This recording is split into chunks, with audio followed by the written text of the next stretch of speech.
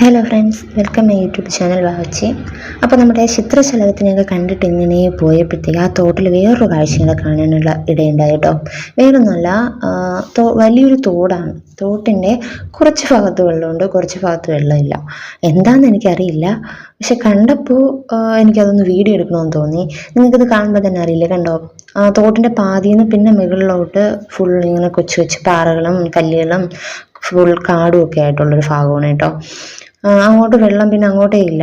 പിന്നെ ഞാൻ തിരിഞ്ഞു നോക്കുമ്പോഴത്തേക്ക് ബാക്കിലോട്ടുള്ള ഭാഗത്ത്, നമ്മൾ വന്ന ഭാഗത്തെല്ലാം ശരിക്കും വെള്ളമുണ്ട്. എന്താ പറയുക, മുട്ടിൻ്റെ താഴെ വരെ വെള്ളമുണ്ട് കേട്ടോ അവിടെയൊക്കെ. അപ്പോൾ എനിക്കിത് കണ്ടപ്പോഴത്തേക്ക് എന്തോ ഒരു പ്രത്യേക ഒരു ഇത് തോന്നി.